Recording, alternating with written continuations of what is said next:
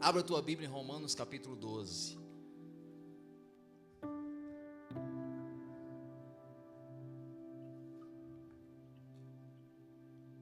Romanos capítulo 12, versículo 1 a 2. Versículo bem conhecido.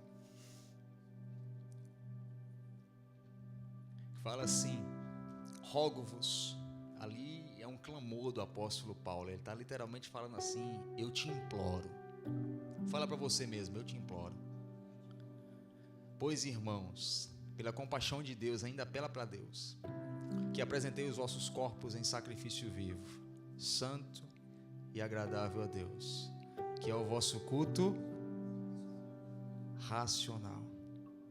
E não se conformem com este mundo, mas sedes transformados pela renovação do vosso entendimento, para que experimenteis qual seja a boa, agradável e perfeita vontade de Deus. Fecha os teus olhos, coloca a mão no teu coração, desde já me ajuda. Pai, no nome de Jesus, eu quero primeiramente, Pai, publicamente dizer que o Senhor é lindo, maravilhoso, glorioso, digno de honra, glória, majestade e poder. Pai, no nome de Jesus, especialmente eu te peço hoje, Pai, talvez eu nem precise te pedir isso, porque misericórdia emana do teu trono, mas que em nós haja, Pai, uma conscientização clara, um entendimento real da tua misericórdia sobre nós. Pai, no nome de Jesus, eu te peço que cada pessoa que está aqui hoje nesse local, ou está na sua casa assistindo a gente agora, ou depois, alguns dias depois, ou meses depois, que desde já eu te peço que o teu Espírito Santo comece a tratar a terra dos nossos corações. Eu digo nossos, Pai, eu digo de todos nós. Em nome de Jesus, aonde houver uma pessoa ouvindo essa palavra aqui ou lá, que essa pessoa desde já comece a ser ministrada pela fé que há na proclamação do teu evangelho. Pai, no nome de Jesus, eu te peço que desde já, Pai, antes mesmo de começarmos a explanação da tua palavra hoje, que as pessoas possam ser cheias de fé. Receba fé, meu irmão, receba fé, minha irmã. Que o céu libere fé sobre nós hoje, que o céu libere despertamento sobre nós hoje, que o céu libere coragem e ousadia sobre nós hoje. Pai, no nome de Jesus, desde já eu te peço, Pai, retira de nós todo espírito de apatia, de medo, Pai, de acomodação. No nome de Jesus, Pai, nós confessamos publicamente áreas em nossas vidas que ainda estão acomodadas, quando deviam estar acordadas, despertas, Pai. Acorda-nos, Pai, nas nossas áreas mais profundas e sombrias de acomodação, e nos leva, Pai, a um culto racional, de não se conformar com este mundo. No nome de Jesus, amém. Pode se sentar.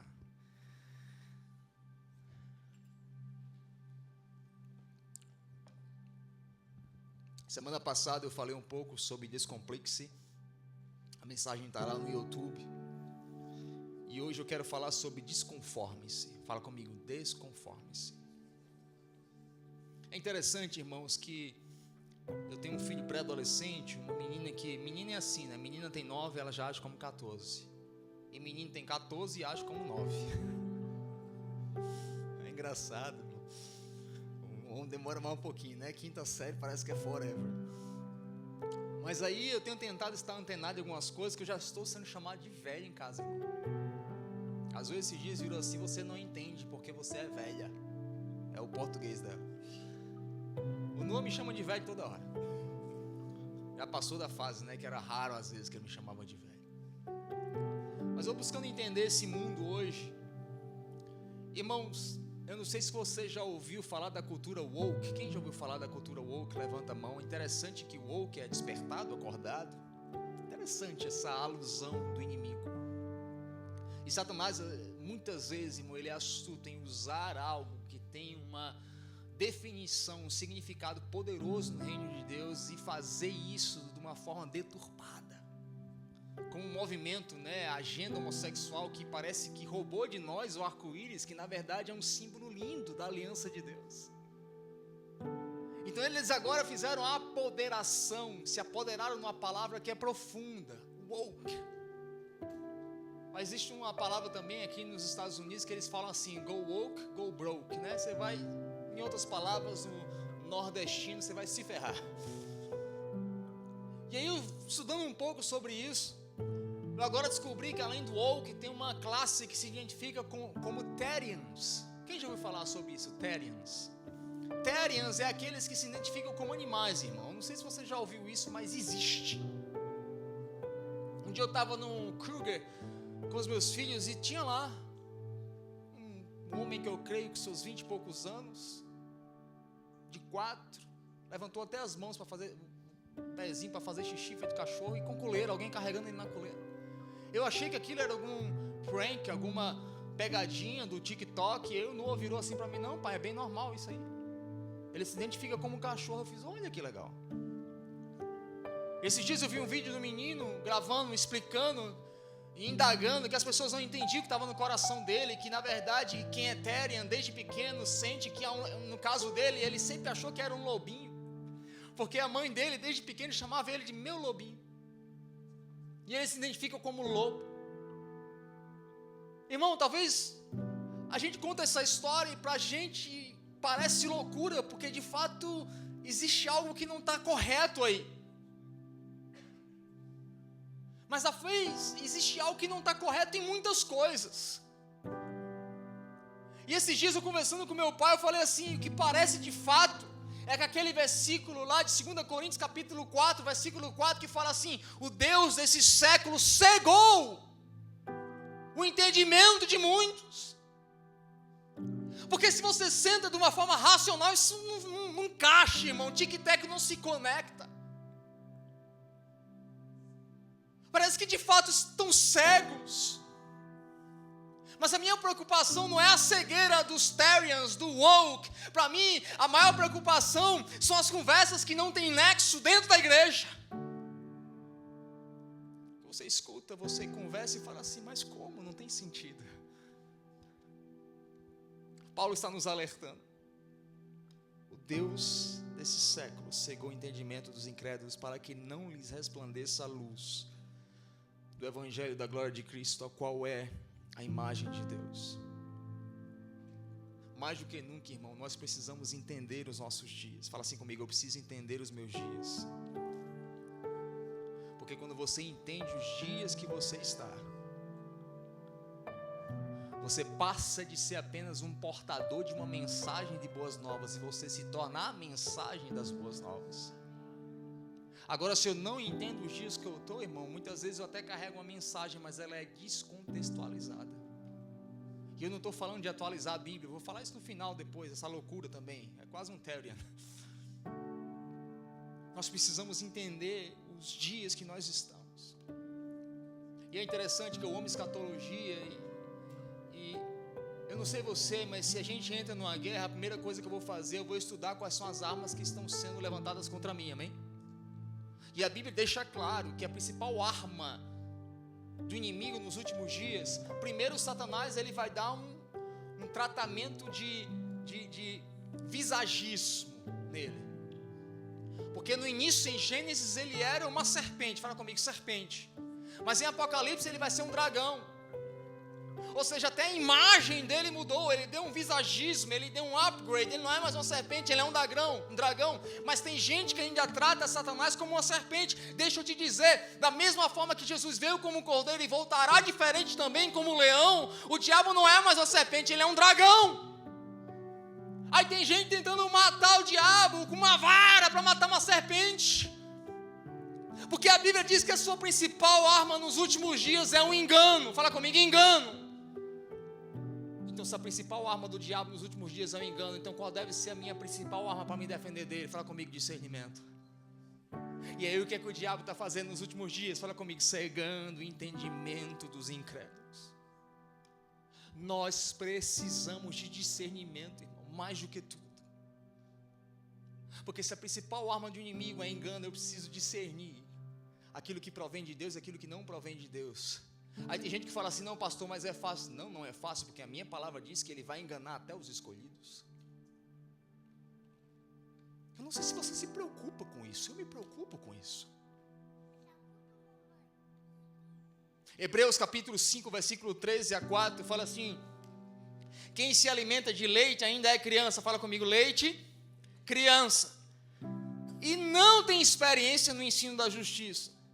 Mas o alimento sólido é para os adultos, vírgula, os quais, pelo exercício constante, tornam-se aptos para discernir tanto o bem quanto o mal. Fala comigo, a principal arma do diabo, engano. Fala comigo, engano. A principal arma da igreja deveria ser discernimento. Então, como é que o diabo, que vai nos atacar com engano, está planejando enfraquecer o exército que ele visa conquistar? Tirando o discernimento, óbvio, mas como é que ele tira o discernimento? Paulo está explicando. Quem se alimenta de leite ainda é criança, mas quem se alimenta de alimento sólido é adulto, e aí torna-se apto para discernir tanto o bem quanto o mal. Qual é o objetivo do diabo, irmão? É propagar um evangelho superficial. Por quê? Porque ele, propagando um evangelho superficial, ele transforma a igreja numa igreja criança que não tem discernimento, fácil para ele enganar, presa fácil para ele deturpar. Aí tem gente que fala, pastor, mas é porque isso parece chato. Não, irmão, você está indo para uma guerra. Eu não sei se você sabe, mas a Bíblia fala que nos últimos dias haverá uma batalha. Ok, nós venceremos, mas muitos não. E onde vai ser o principal alvo de ataque? É no meu discernimento.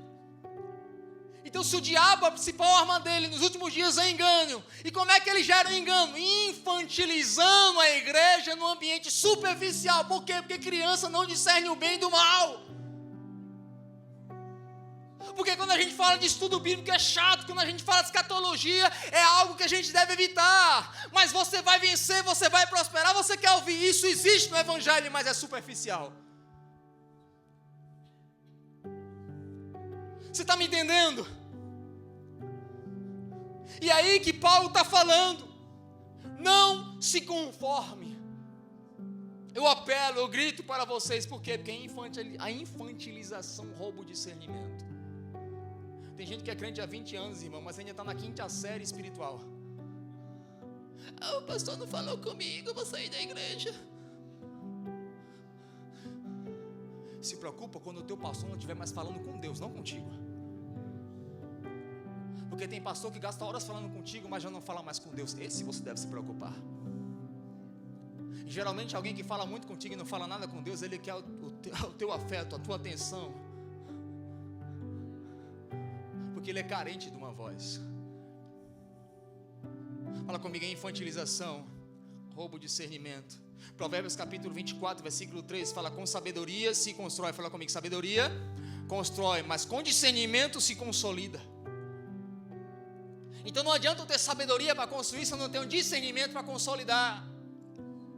Por isso que tem muita gente que começa bem, mas termina pior do que estava antes de começar bem. Por quê? Porque tem sabedoria para construir, mas não tem discernimento para consolidar. Talvez muitas das decepções que você passou, feridas que muitos têm com a igreja, querido, não foi um ataque maligno, foi uma displicência sua com relação ao discernimento que está disponível para você. Porque tem gente que é batata, irmão, não precisa orar, você bate o olho e fala, Jezabel. Tem gente que é batata, irmão, você bate o olho e fala, problema. Os nossos líderes, eu falo assim, esse aí você só sopra a vela. Porque se ele não deu problema na entrada, ele vai dar na saída. Por quê? Discernimento. Fala comigo, discernimento consolida. Agora eu não quero só aqui trazer um diagnóstico, quero trazer prognóstico. Então talvez essa primeira parte vai parecer um pouco chata, mas nós precisamos de um diagnóstico junto com um prognóstico. O problema é que muitas vezes a palavra profética ela traz diagnósticos sem prognósticos, ou seja, não traz a solução da cura. E esses dias eu estava pensando, vendo, analisando, nós já somos hoje no Brasil 55% que confessam serem evangélicos protestantes. Mas sabe o que é interessante? O nível de homicídio só aumenta. O nível de infanticídio só aumenta. O nível de orfandade só aumenta. O nível de abusos sexuais só aumenta. Mas o número de igrejas só cresce. O número de conferências só aumenta. O número de canais de televisão de livros só aumentam. Mas o número de abusos sexuais só aumentam também. Alguma coisa está errado. Porque como é que aqueles que se confessam carregadores da luz estão aumentando e as trevas aumentam na mesma proporção ou pior? Fala comigo, conformismo. E a primeira coisa que eu identifico, queridos, é que na verdade a boa parte do caos, ela é decorrente do mau uso do púlpito. Esses últimos dias eu quase cancelei o Netflix. Ok, irmão? Debate de São Paulo tá dando o que falar. Você não assiste mais minissérie, você quer ver a confusão, a cadeira voando. Agora o Datena vai estar no Datena. E o pessoal fica lá engajado. Essa aí tem que roubar, tem que ir pra cadeia. Porque o que é certo, tem que acabar com essa agenda homossexual. E vai pra rua. E vai pra 25 de março. 25 de março, naquela rua? Não, a Paulista. E vai pra Paulista e protesta. E o STF aquilo, e aquilo lá. E um dia eu estava olhando tudo isso, e o Espírito Santo ministrou assim no meu coração. Se a minha igreja tivesse o mesmo engajamento que ela tem para derrubar o falso político, para revelar o falso profeta, o Brasil estaria vivendo um avivamento. Por que a gente tem tanto engajamento político e tanta acomodação espiritual? Porque o problema, não sei se você sabe, não começa lá em Brasília ou em Washington. O problema começa aqui.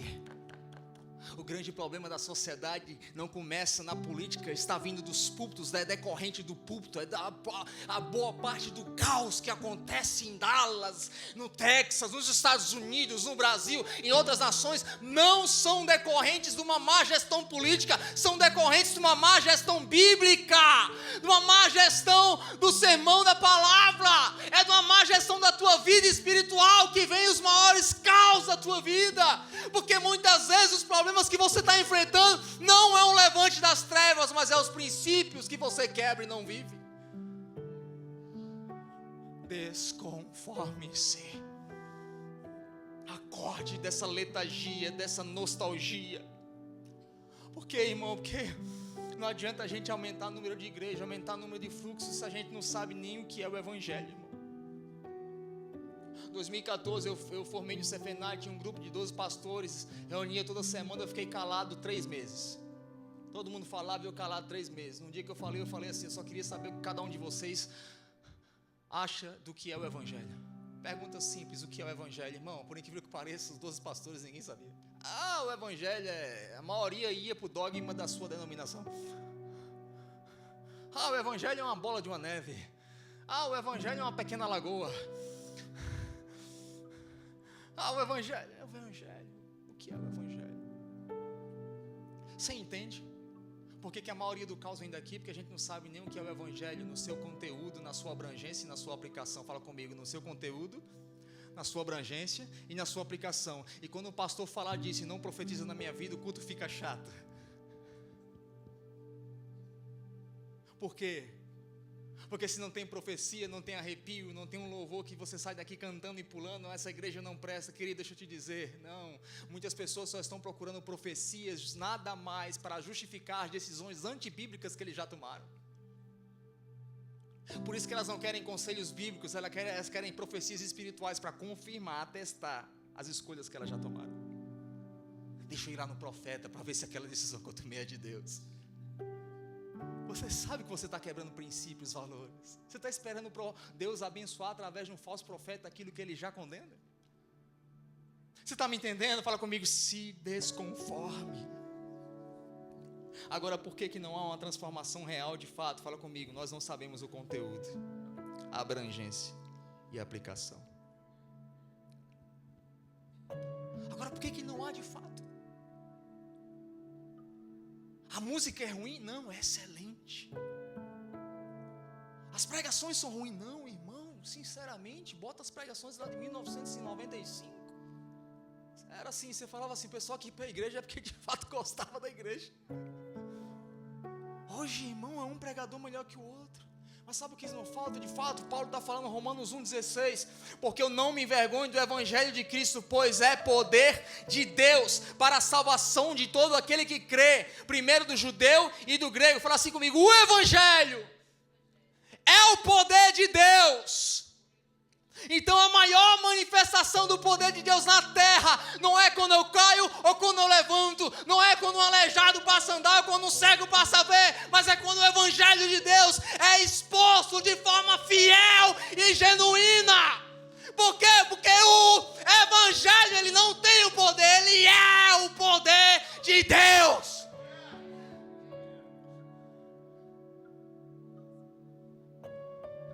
Desculpa essa revolta, é porque de fato é uma revolta. Você quer saber qual é o seu chamado? Não levanta a tua mão, fala só para você: eu quero. Acha a tua revolta, acha a tua ira. É o teu chamado. Não precisa eu sapatear, não precisa você ir para o tarô gospel. Não, a tua revolta indica o teu chamado. Fala assim comigo: o evangelho é o poder de Deus. O evangelho não tem poder, ele é o poder. Então, se tem milagres, sinais e maravilhas, mas não tem a pregação do evangelho, nós não temos o poder de Deus. Nós temos a misericórdia de Deus, não o poder de Deus. Nós temos a ação do Espírito de Deus, não o poder de Deus. Porque o evangelho é o poder de Deus. O culto foi sensacional. E o que é que rolou lá? Nada. Na verdade foi um gemido para lá, outro gemido para cá. E é assim, é os sensitive seekers. É o pessoal que está só querendo sentir. Trocar a igreja por uma rave. Eu não estou nada contra. Mas aí, o que foi que o pastor falou? Não falou nada, mas foi sensacional.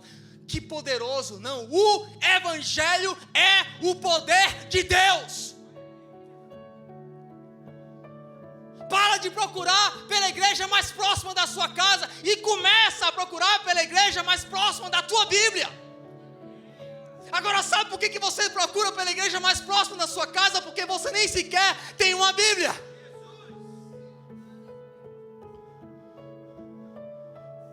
Se desconforme com a sua própria apatia, com as suas próprias escolhas superficiais, porque é tudo isso que Satanás quer de você, que você seja um crente na igreja todo domingo, dizimista, mas superficial.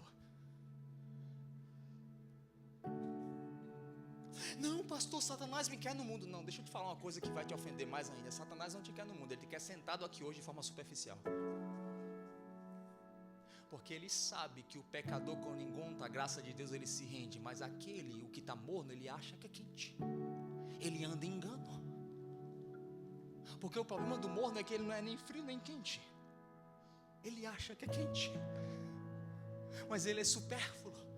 Ele é superficial, ele é raso. Quem está entendendo, fala amém.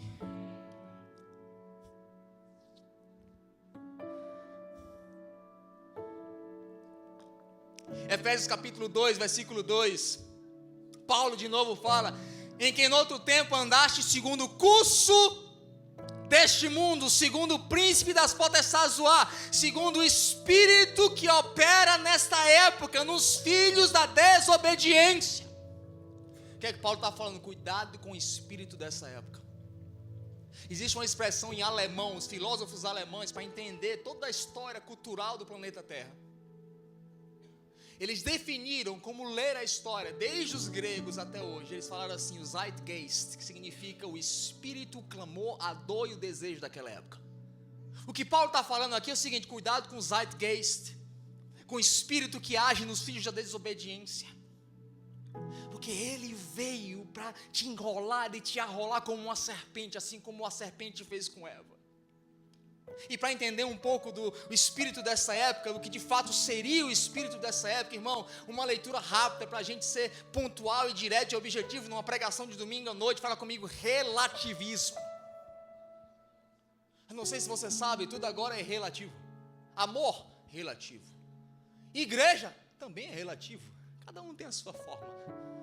Jesus, relativo. Eu tenho o meu Jesus, você tem o seu. Casamento, relativo. Nós vivemos numa época em que os absolutos estão sendo destruídos. E, aliás, quem se levanta com um absoluto normalmente é derrubado pelos relativos. Fala comigo, relativismo é o espírito desta época. Mas de onde vem? Eu preciso saber quem é o ventre do relativismo, de onde ele vem na história. Você quer viajar comigo um pouco? 5 minutos? Século XVIII, França. Pós-era das trevas. O pessoal se juntou lá, uns caras meio woke, meio Therian. Na verdade, lá eles se identificavam como jumento. Porque tem gente que é Therian, se identifica como jumento. Século XVIII, nasce uma coisa chamada iluminismo na França. Eu até hoje eu tenho dificuldade com a França por causa disso. A pobre da minha esposa falou, eu queria ir para Paris, eu não piso naquela desgraça. Ali foi o berço da maior praga da face da terra, o iluminismo. Porque qual era a vertente do iluminismo?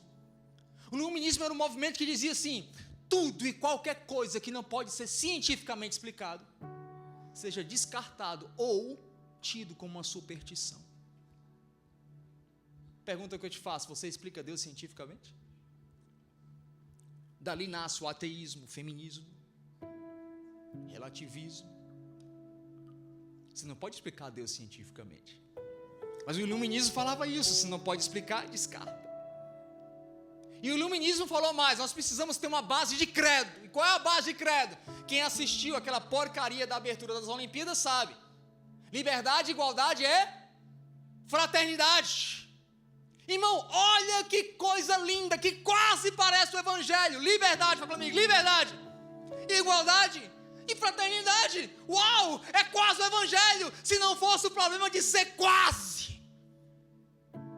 Porque é isso que Satanás trabalha, no quase evangelho, no quase de Deus.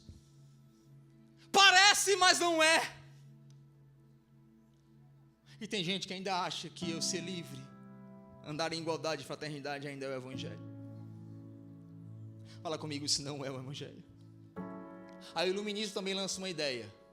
Ele fala assim, a história da igreja está manchada com as cruzadas, agora a gente vai descartar toda a história da igreja para trás do século XVIII. Não tem história mais da igreja.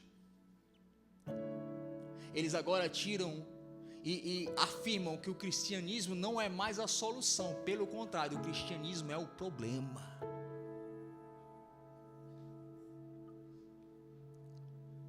E para ir na frente, eles falaram assim, qual é a base do cristianismo? Família.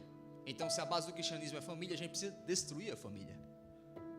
Por quê? Porque o cristianismo deixou de ser uma solução e se tornou um problema, matou muita gente, foi sangue para todo lado. Aí o iluminismo falou assim, ele deixou de ser uma solução, o cristianismo, ele se tornou um problema. Agora, por que o iluminismo fazia tudo isso? Por que essa raiva? Por que essa ira? Por que esse rancor? Porque o iluminismo se declarava a si mesmo uma escatologia, não uma ideologia. Ou seja, ele falava que o apogeu da história foi no século XVIII, não com Cristo. Para eles, o mundo não é dividido antes de Cristo e pós a Cristo.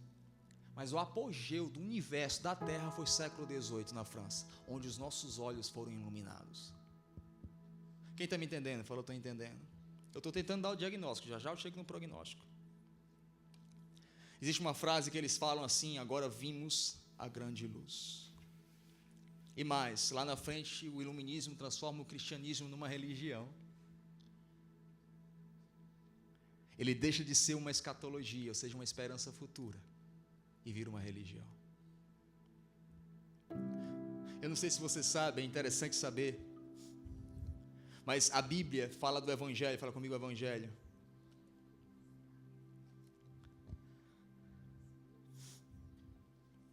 Ele transforma o Evangelho, que é o poder de Deus, numa ideologia. E o mais interessante é que o iluminismo, ele não tira Jesus de cena. Ele deixa Jesus ali bem sentadinho. Ele fala, Jesus é legal. Ele só não é o Messias. Ele é uma inspiração para uma regra de conduta e ética. Ou seja, se você quer ser uma pessoa educada, ética e conduta, foque em Jesus. Agora, Jesus não é o apogeu, ele não é o centro, o iluminismo é o centro. Ele coloca Jesus no lugar que não é dele. Por quê? Porque tudo que o diabo quer é que você viva um evangelho superficial. Agora, qual foi a máxima do iluminismo para a gente ir para os diagnósticos? É uma palavra em latim que fala assim: vox populi, vox dei. Para alguns mais estudados já sabem o que eu estou falando. A voz do povo é a voz de Deus. Mas quando que a voz do povo foi a voz de Deus? Nunca!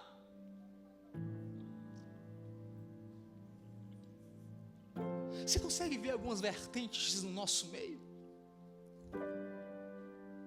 A gente partiu de um evangelho essencial e virou um evangelho aparente, porque tudo agora é preocupado no que o outro vai pensar de mim. Porque a voz do povo é a voz de Deus.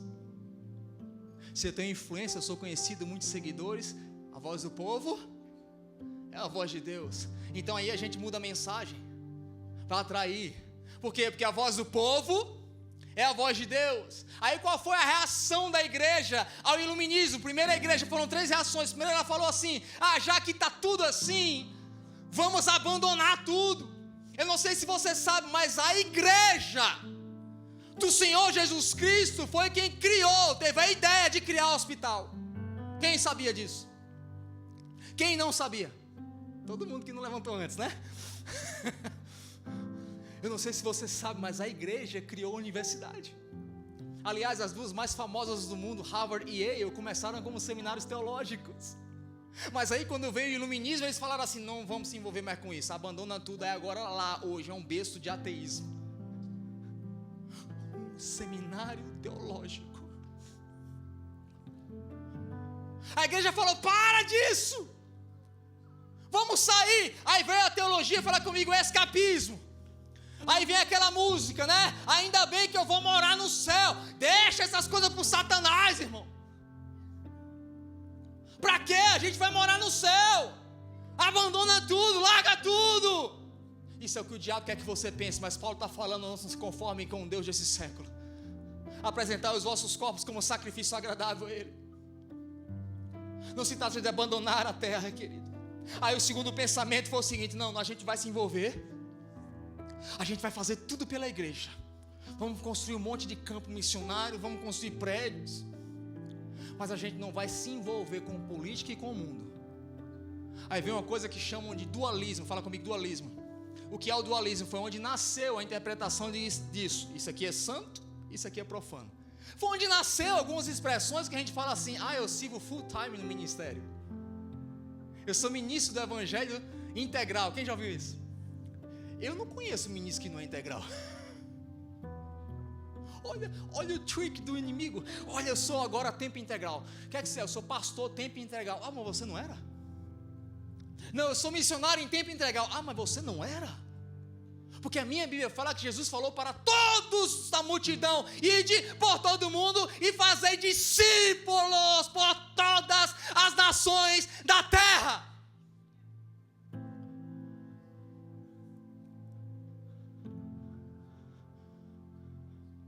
Mas eu estou trabalhando circularmente.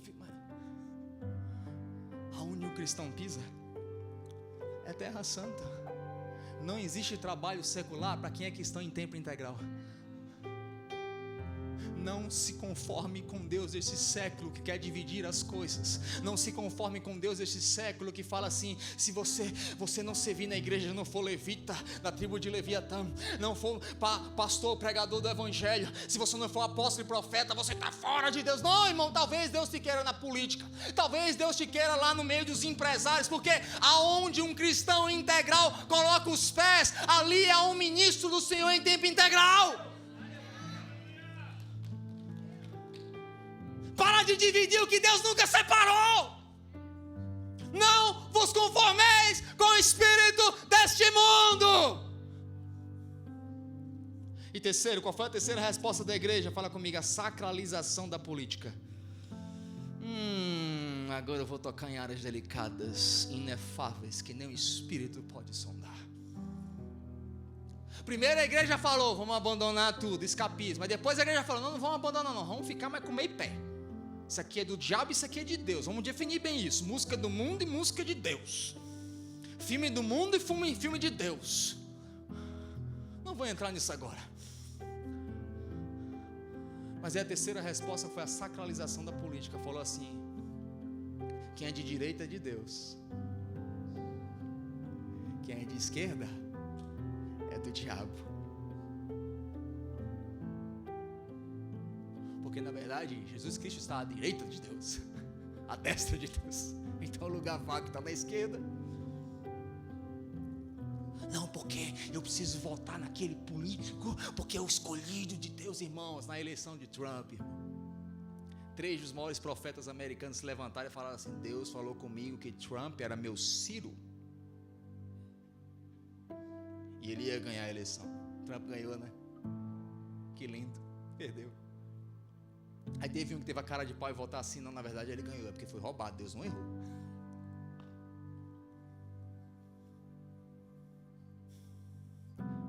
A sacralização da política é tudo o que o espírito desse mundo quer que você ache. Por quê? Porque não se trata nem de direita e nem de esquerda. Porque a direita tem problemas e tem qualidades, a esquerda tem problemas e tem qualidade. Mas o que Paulo está falando em Romanos 1,16 é que o Evangelho é o poder de Deus. Não é esquerda, não é direita, é o Evangelho.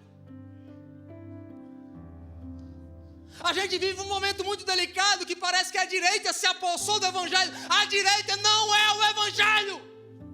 Chega de idolatria. Chega.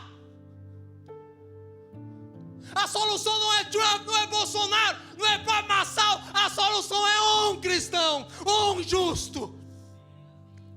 O que a Bíblia do Senhor fala lá em Gênesis capítulo 19. Deus falou assim para Abraão: vou destruir Sodoma.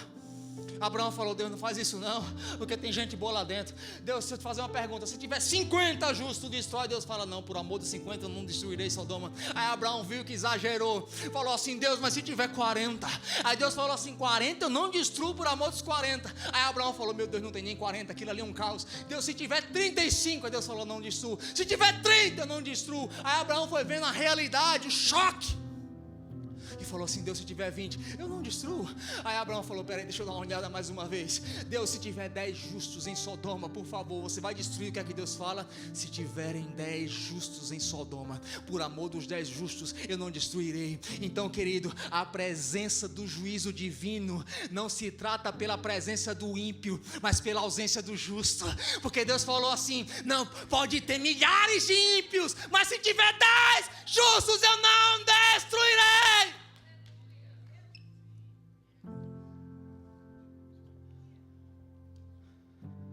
Não vos conformeis com o espírito desse mundo,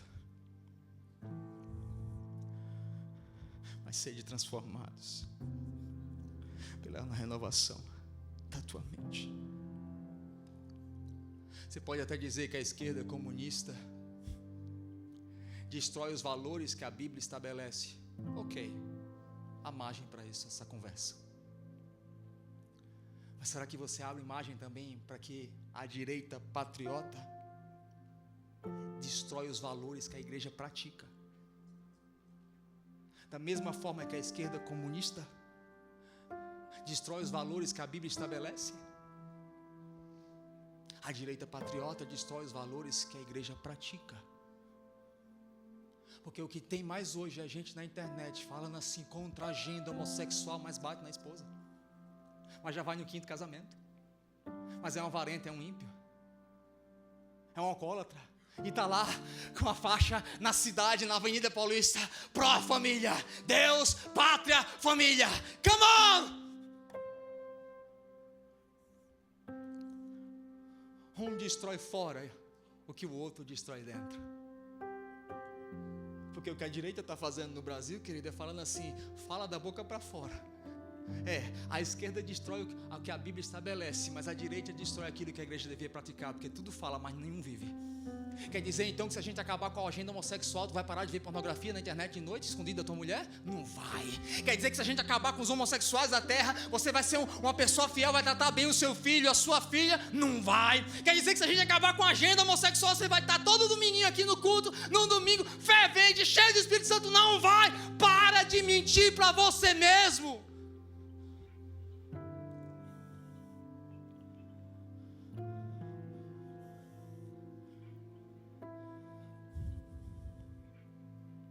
Se um destrói fora, o outro destrói dentro, qual é o maior inimigo?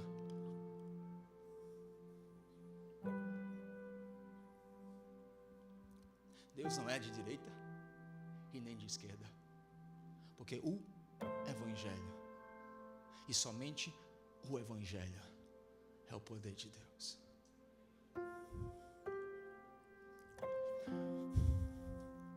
Mas o porquê da escassez então do Evangelho? Fala comigo, uma compreensão fragmentada. Nós estamos lidando com o espírito dessa época, que ele visa fragmentar o Evangelho em pedaços, gera ênfases. E todo lugar que tem um exagero numa ênfase, ele tem deficiências profundas em outras. Eu estou cansado, irmão, de todas as vezes que a gente fala de uma pessoa que é cheia da palavra, estudioso nas escrituras, ser frio. Eu estou cansado, irmão, de todas as vezes que a gente fala de alguém que é carismático, cheio do poder do Espírito Santo, a gente já olha com 10 pés atrás, porque provavelmente tem problema no caráter. Deus está procurando em nós, em você aqui nessa noite, alguém que seja profundo nas escrituras e cheio do Espírito Santo e homem de uma palavra só, que quando assina um contrato, cumpre o contrato, que não mente, que não difama, que não é caluniador. Para de fragmentar o Evangelho em pedaços. O Evangelho é o poder de Deus, ele não é pedaço, ele é inteiro. Por quê? Porque o Evangelho, em resumo, querida, é a obra salvífica de Deus através de Jesus Cristo. Fala comigo, a obra salvífica de Deus em Cristo. Aí passa todos aqueles anos, o iluminismo passa-se pelas gerações, é lá, provavelmente ali, perto de 1940, 1960, mais provavelmente aí dá um salto para os anos 2000, nasce o relativismo. Fala comigo, relativismo. E o que é o relativismo, pastor? Mas o problema está fora. Não, irmão, o problema está dentro. O relativismo já não está mais fora, ele está dentro. Porque o que é o relativismo dentro da igreja? Eu quero ser espiritual, mas sem absolutos.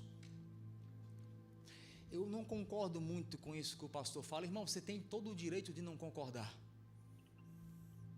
Quem é pastor de lagartixa é jacaré. Sabe o que é lagartixa? Você fala e fica: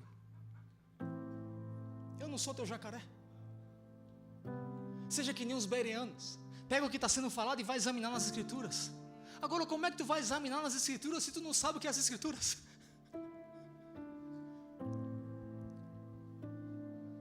O problema é que a maioria das pessoas que falam assim, eu não concordo, é raso, superficial. Por quê? Porque ele não tem conteúdo bíblico. O que ele tem é uma possessão do espírito dessa época que fala assim, tudo é relativo. Não procura uma igreja, não vai congregar, porque alguém vai tentar te corrigir. Vai no on demand espiritual, fica em casa, vai no domingo e vê o tipo de pregação que você quer ouvir. Você dá o play e dá o stop. É o relativismo espiritual, ou seja, eu quero ser espiritual sem absolutos. Mas deixa eu te dizer uma coisa, não tem o teu Jesus, não tem o meu Jesus, mas tem o Jesus da Bíblia, porque a Bíblia fala, se creres nele, segundo diz as escrituras. Não tem o meu Jesus, nem o teu Jesus, tem Cristo e esse crucificado. Não, pastor, mas Deus não se importa, a gente pode fazer do nosso jeito. Se Deus não se importasse, se a gente pudesse fazer do nosso jeito, Uzá não teria morrido porque segurou a arca, os filhos de Arão não teriam sido consumidos pelo fogo estranho, Ananias e Safira não teriam morrido. Se é para Deus, o jeito é de Deus. Não relativiza aquilo que é absoluto. Não, mas a política, eu preciso. A gente precisa construir algo, irmão. O maior papel da igreja não é construir algo para que você conquiste e você governe. Não. Por que a gente depende tanto da política para conquistar, construir e governar? Fala comigo, conquistar, construir e governar. Porque a gente está numa teologia relativista, iluminista, que visa a construção e não a definição. Mas o céu não trabalha com construção, o céu trabalha com definição. Porque o maior legado de um pai não é um palácio, é uma definição.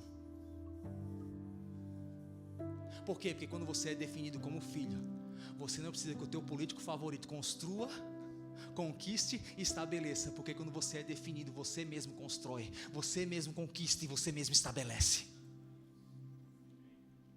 Obrigado pelos dois amém. A.W. Tozer um dia falou: nós não somos diplomatas, nós somos profetas. Nossa mensagem não é um acordo, é um ultimato. Repete assim comigo: eu não sou diplomata, eu sou profeta. Nossa mensagem não é um acordo, é um ultimato. Ah, pastor, mas o que é que as pessoas vão falar? Irmão, você pregou a Bíblia? Preguei. Não gostaram? Pode sair. Procura uma outra religião, porque esta aqui a gente prega a palavra. O problema é que o relativismo transformou os cristãos em clientes. O que é que um cliente faz? Ele entra no restaurante, se ele não gostar, ele troca e vai no outro. Mas você não é cliente, você é filho. Sabe qual é a diferença de um cliente e um filho? Um cliente reclama e sai, um filho reclama e fica e fala assim: mãe, da próxima vez coloca sal.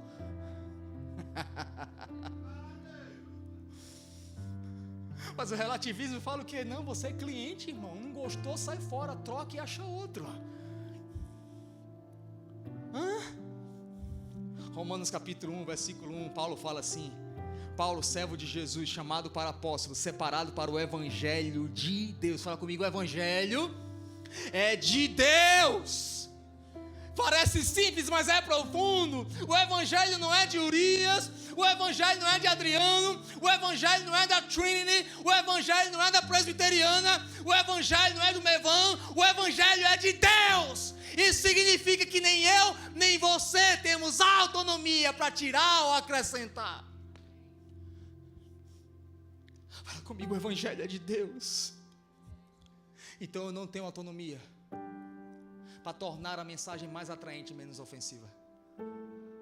Se o evangelho é de Deus, eu não tenho autonomia também, e vice-versa, para tornar a mensagem mais ofensiva e menos atraente. Por quê? Fala assim comigo: o evangelho tem a dosagem ideal de atração e ofensividade. Cristo e este crucificado. A dosagem ideal de atração e a dosagem ideal de ofensa. Mas o que é que o relativismo faz? Aumenta a dose da atração. Tira Cristo, na verdade, tira a cruz de Cristo. Deixa Cristo, mas sem cruz. Aí é aquele Cristo assim, Deus e amor assim. Seu lindo. É quase o Jesus Ussugami. Quem lembra dos ursinhos carinhosos? É o pessoal mais velho, né? É quase que Jesus é um personagem dos ursinhos carinhosos. Tá tudo bem.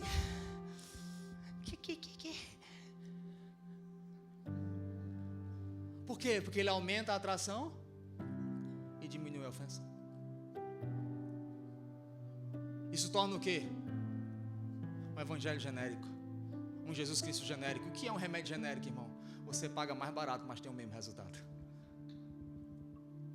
Quando eu tiro a cruz de Cristo, eu transformo o evangelho no evangelho genérico, que eu falo para você mentindo que você vai obter o mesmo resultado, mas pagando um preço bem mais baixo. Liquidação. Agora também tem um outro lado, que ele aumenta a ofensividade e diminui a atração. Tem culto, irmão, que você sai de lá com medo de Deus. Rapaz, eu vou morrer. Eu vou morrer. Eu me lembro quando eu era mais novo, minha mãe me levava para uns profetas. Aqueles profetas assim, irmão, que olha na tua alma. Você sente que você recebeu um raio-x assim do profundo do teu interior. Aí quando eu sabia que minha mãe ia me levar lá, eu ficava 2 dias quietinho. Eu virava, irmão, o coroinha da igreja católica. Porque eu falava assim: não vai ter o que ler em mim esse infeliz. Eu já ia assim, ó. Que ele não me consuma. Aí vem o fundamentalismo. O que é o fundamentalismo? Você não pode nada. Essa roupa é do inferno. Essa bateria é do cão. Olha, aquele pastor Bornelinho tem até uma tatuagem lá, de Exu tatuagem. Essa música é do mundo. Essa é de Deus. Tu vai para o inferno.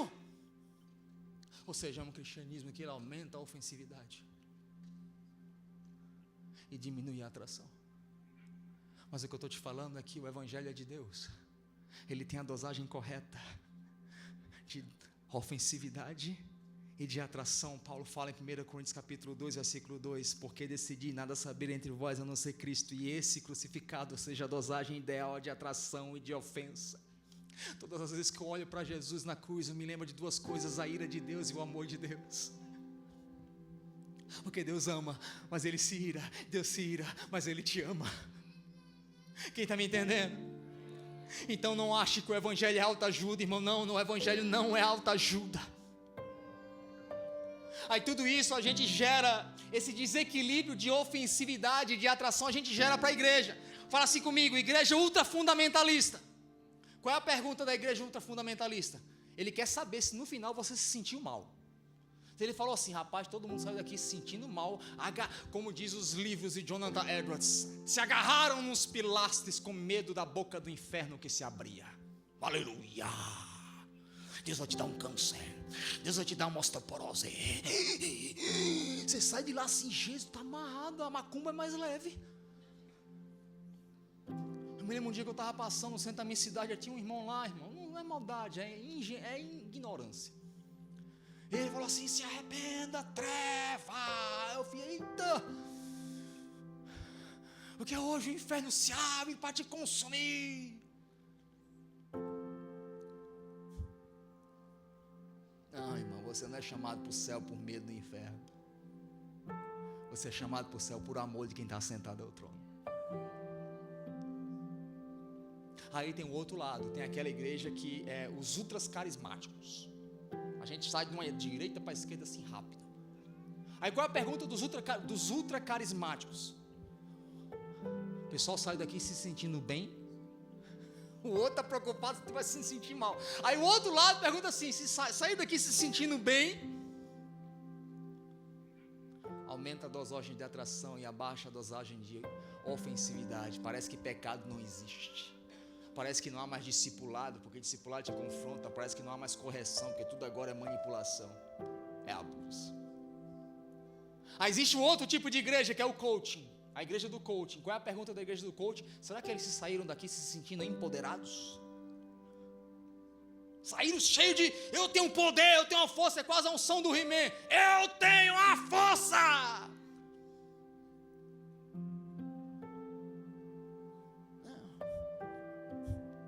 Aí tem a quarta, que é a igreja pragmática.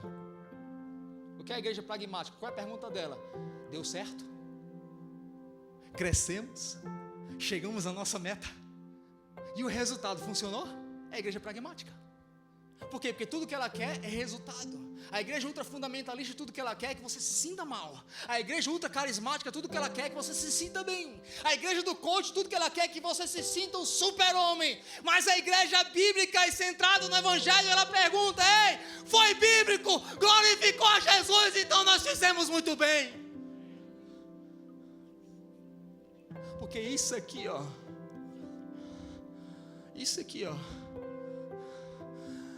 is not for you. Não é para você.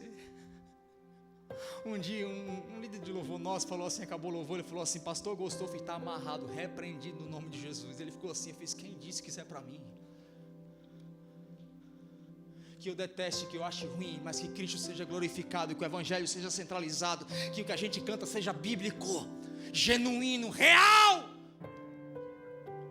Vocês estão me entendendo? Alguém dá um amém aí? Se desconforme, não se conforme com isso, porque a pergunta central deve ser: foi bíblico, glorificou Jesus, aleluia, aleluia. Ah, pastor, mas eu queria uma palavra profética. Querido, a maior palavra profética já veio. Pergunta para mim qual? Se arrependam, pois o reino de Deus está próximo. Essa é a principal palavra profética. Eu não sou contra a profecia. A gente precisa crescer em profecia, mas da mesma maneira que a gente precisa crescer em reverência, no conhecimento de reverência, de santidade e também conhecimento da palavra. Por quê? Porque quando eu conheço a palavra, irmão, eu paro de me preocupar com profecia a respeito do futuro, porque quando eu leio a palavra me lê toda hora. Então eu estou muito mais preocupado com a realidade, com a situação, com o presente do meu coração, do que vai acontecer amanhã. Por quê? Porque a palavra revela o estado do meu coração. Para de procurar o futuro e se preocupe em examinar o teu coração, a tua vida.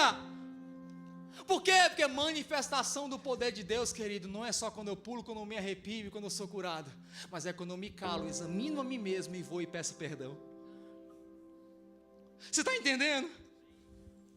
Então nunca mais, eu não estou dizendo que isso acontece aqui, isso é quem está me assistindo na internet, tá? Não é vocês. Nunca mais venha para o culto com espírito de avaliação.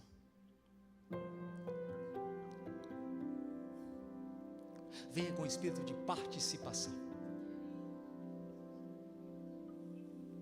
Porque quando você vem com espírito de participação, você gera entusiasmo e inspiração. Nós não somos um restaurante procurando por cliente. Pecadores são bem-vindos, clientes não. Prostitutas são bem-vindas, clientes não. Alcoólatras são bem-vindos, clientes não. Avarentos são bem-vindos, clientes não. Prostitutos são bem-vindos, clientes não. Porque é melhor alguém sujo, que está aberto a ser limpo, do que alguém que acha que está limpo, mas foi só lá avaliar. Não se conforme com isso. Aí tem gente que fala assim: não, pastor, mas a Bíblia diz que eu tenho que julgar todas as coisas. Tem, e ela fala: examine-se a você primeiro. Examine o teu coração primeiro. Quer ser bíblico, a gente vai ser. Muda essa mentalidade. Aí quando você muda essa mentalidade, querido, você vai ver que a sua experiência com a igreja vai mudar. E você vai ver que não depende do pastor, não depende do André no Welcome, não depende do Miqueias, não depende do Alex, depende de você. Fala assim: quem quer ter uma experiência diferente na igreja hoje? Fala assim: eu. Ok, então da próxima vez não passa o dia assistindo televisão, fica orando em casa.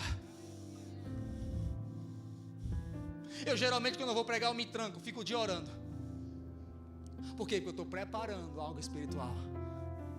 Aí um dia Deus falou assim comigo: não adianta você passar o dia orando, se quem vai receber o que você colheu passando o dia orando, está passando o dia no Netflix, na televisão. Como é que você quer receber algo espiritual vindo de forma carnal? Quer ter uma experiência diferente na igreja? Que o pastor não seja o único orando durante o domingo, mas que você se levante em oração e fale assim: Deus, me prepara para eu receber essa palavra. Passa o dia orando em línguas. Aí você já chega na igreja assim, irmão, é um alvo, é como que um alvo gigante para a flecha do amor de Deus. E os céus falam assim: aquele ali está pronto, atira, vai, penetra a alma dele, as juntas e as medulas. Mas não, passa o dia lá, irmão, na festa, falando mal do outro, ou lá na apatia, se lamuriando, reclamando, lá cheia, por quê? Pra lá, ou fica assistindo um filme cheio de carnalidade, aí chega na igreja, quer ser abençoado. Não, irmão, não há comunhão da carne com o espírito. Quer receber dos espirituais, seja espiritual. Então fala assim comigo, eu vou orar. Então venha para a igreja em oração. Quer ter uma experiência diferente na igreja? Venha adorando no carro. Não espera chegar no culto para adorar, irmão. Não. Se você espera chegar no culto para adorar, irmão, saia dessa mentalidade de cliente. Você já tem que vir adorando. Por quê? Porque o verdadeiro adorador não vem para a igreja adorar, ele já vem adorando. Ele já vem adorando. Por quê, irmão? Porque a adoração não é o que eu canto no domingo, mas é o meu estilo de vida na segunda, na terça, na quarta, na quinta, na sexta. Por quê? Porque em João capítulo 4 fala assim: Deus não está procurando por adoração. A Bíblia diz que os olhos dele passam a terra procurando por adoradores. Então adoração não é o que eu faço, mas quem eu sou. Então não venha para a igreja para adorar, mas venha adorando. Aí tua experiência vai mudar. Outra coisa, chega cedo. Chega cedo. Não se conforme com o espírito desse mundo. No teu jogo do teu time predileto, tu chega cedo. Quando o teu chefe manda chegar cedo, tu chega cedo. Por quê? Porque senão tu é demitido. Mas por quê? Com aquele que pagou a maior dívida que você jamais poderia pagar, você é displicente, negligente e não está woke. Quer ter uma experiência diferente na igreja? Chega cedo. Mas pastor, eu chego cedo, ok, então chega cedo, mas o que? Vai servir. Fala comigo, ora, adora, chega cedo e vai servir. E quinto, traz uma Bíblia, irmão. Oi, você está na igreja? Não sei se você sabe. Jesus, Bíblia, existe uma palavra. Eu sei que você gosta daquelas frasezinhas de efeito para sair. Uau, uou. Traz uma Bíblia. Sexto, faz a anotação. Quer ver alguém que tem fome? Abre a Bíblia dele. Está cheirando a nova?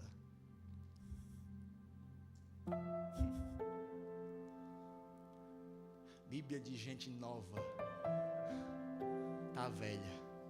Agora a Bíblia de gente que ainda vive na velha aliança está nova. Traz a Bíblia. Faz anotações. E o que mais, pastor? Quando acabar o culto, não vai embora rápido, não. Fala com as pessoas. E quando for para casa, viva a mensagem. Eu vou repetir para que você decore. Como é que eu tenho uma experiência diferente da igreja, não me conformando com esse mundo? Fala comigo. 1, ore antes de vir. 2, adore antes de vir. 3, chegue cedo. 4, sirva. 5, traga a Bíblia. 6, faça anotação. 7, quando acabar o culto, fale com as pessoas. Aliás, eu vou adicionar o 7, no meio do culto, cante alto. Eu vou refazer agora. Atualizei, ChatGPT. Fala comigo, 1, ore. Fala comigo, ora antes de vir. Adora antes de vir. Chega cedo. Serve. Traz a Bíblia. Canta alto. Faz anotações. Quando acabar o culto, fala com as pessoas. E quando chegar em casa, viva a mensagem do Evangelho. Não vos conformeis com o espírito desse mundo, mas buscai a renovação da vossa mente. Fica de pé no seu lugar, eu estou encerrando.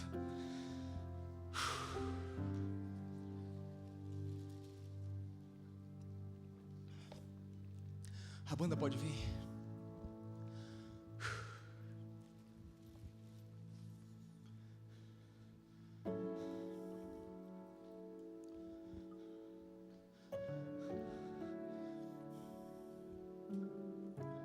Quem me entendeu aqui hoje?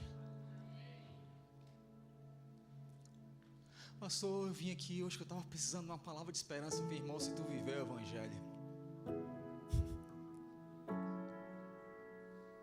se tu viver o Evangelho,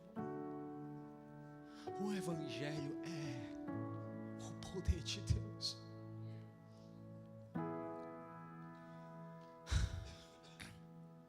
Pai, eu oro por cada irmão que está aqui hoje, cada irmã. Oro pelos meus irmãos, Pai. Começando por mim, Pai, tira de nós todo espírito de apatia, toda influência do espírito de relativização, do espírito dessa época, Pai. Não, Pai, não. Leva-nos a entender a centralidade da Tua palavra, a sermos achados fiéis, Pai. Porque sucesso não é ouvir no final da vida, fizeste muito bem. Sucesso é ouvir no final da vida, servo bom e fiel. Leva-nos, Pai, a uma profundidade. Prepara essa igreja que está aqui hoje e os meus irmãos que estão ouvindo na internet. Leva-nos a uma maturidade que vai habilitar em nós uma chave do discernimento. Chega, Senhor, chega do carismático não ter caráter e do bíblico não ter carisma. Chega. Não, Deus, nós oramos por uma igreja bíblica, cheia do fogo do Espírito Santo, e que anda em santidade. Porque da mesma forma que a tua palavra diz que nós precisamos ser profundos no conhecimento, a tua palavra também diz: não extinga o Espírito Santo, orai sem cessar, não extinga o Espírito Santo. Levanta, Deus, uma igreja profunda nas Escrituras, cheia do Espírito e que ande em santidade nas ruas. Uma igreja nem de direita nem de esquerda, mas uma igreja do Evangelho, no nome de Jesus.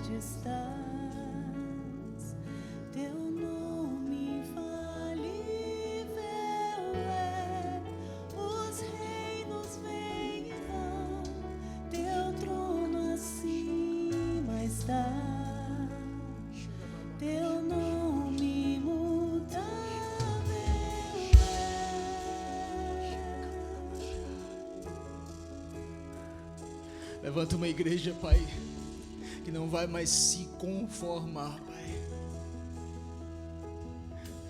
com aquilo que nós fomos chamados a não nos conformarmos. Chega de sermos educadinhos, Pai. Queridos, a Igreja Católica, ela jogou uma mentira na história da igreja, na palavra unidade. Fala comigo, unidade. A Igreja Católica diz que unidade é oikos emendes, ou seja, habitar numa mesma casa. Não importa o que tu crê, o Jesus que tu crê, contanto que a gente esteja no mesmo lugar. Aí nasceu a palavra ecumenismo. Sendo que na minha Bíblia não fala isso. Na minha Bíblia fala que eles sejam um. Fala comigo, eles sejam um. Ali a palavra fala, oh meu Deus, Umatunagum. Fala comigo, Umatunagum. Sabe o que é Umatunagum? Vem cá, Priscila. Não é habitar na mesma casa, mas é a Priscila ter uma ira e a gente achar unidade na mesma ira. O que Jesus falou que eles sejam Umatunagum, ou seja, que a ira dela encontre propósito na minha ira. Enfim, nós somos juntos na mesma ira, na mesma revolta, na mesma desconformidade. Quem pode me dar um amém?